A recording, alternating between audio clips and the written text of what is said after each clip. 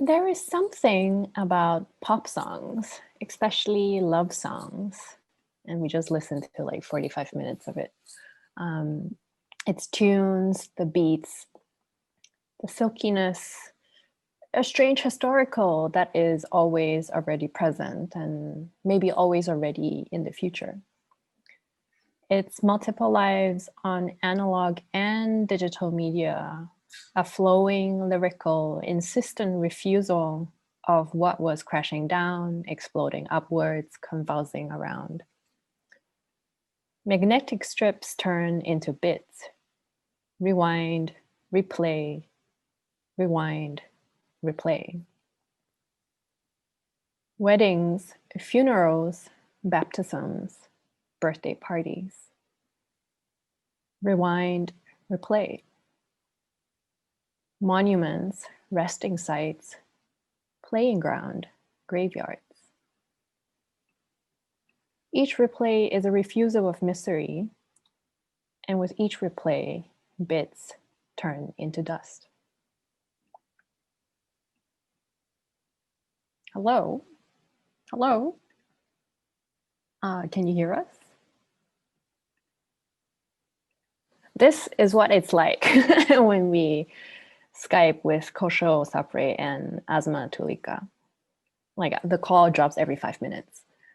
But through our many conversations, what we got to know is also they are plotting holes and streams through different data banks and data streams.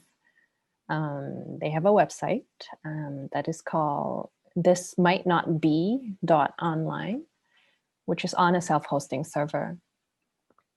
And months ago, for days, they were carrying a backpack, which hosted an open, portable, community-run local area Wi-Fi network that traveled to various public protests in India, in Delhi. Look for freedoms, refuse misery, refuse to die.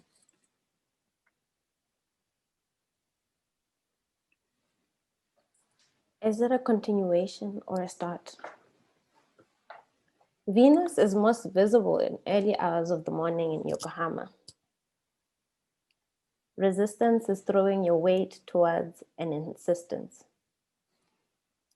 to laugh, touch, see, smell, taste, feel, dance, swirl. At 3 a.m. Japan time, Radio Tropiezo insists on a coexistence between different forms of speech and ways of life that may appear as a body of dreams and visions. On Gori Island, off the coast of Dakar, pink bougainvillea is in full bloom. Doors of no return. Decommissioned military bunkers and cannons. Sunday morning church songs mingling with tuba coffee in the air. A tense meeting between music producer Kanoti Kemison and Dineo Sishevu Pape at a market leads to a spontaneous recording of a song that will play at 5 a.m. Japan time. Sakosha kelerole.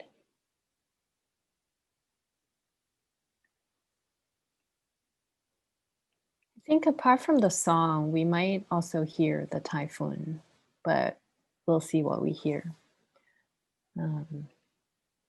I'll tell another story, which is something that I've sort of been thinking along with Lee and Kabelo for a long time, and it's this figure of, a half fish and a half man. But I'll read from something that I wrote. When our bodies began to form, life and death already came hand in hand. Our hands take the shape they do because the cells between what are now our fingers died and disappeared. Did you know that some of us have ancestors who were half fish, half human, and lived both on land and at sea? But what we don't know is when their gills started dying and only their lungs remain.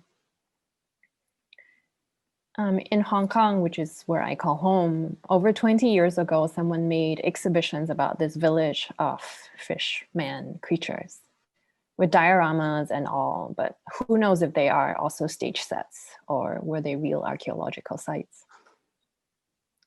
But what we do know is that, in that archaeological site, in an exhibition hall, there were scripts that the Fishman tribe wrote, costumes and clothes that they wore, remnants and fragments of the sites that they might have ingested, built, and used. Very few of us today saw that show, but we talk about it anyway. Look at photographs of it, seek out traces of it, try to make radio programs out of it. Maybe we even fabricate chases, images, and appearances of it. The show, the story, the rumors, the conversations perhaps are a self-hosting server of this possibly non-existent species. The fish, a metaphor and a carrier for some people's will to look for freedom or freedoms, refuse misery, refuse erasure, refuse to die.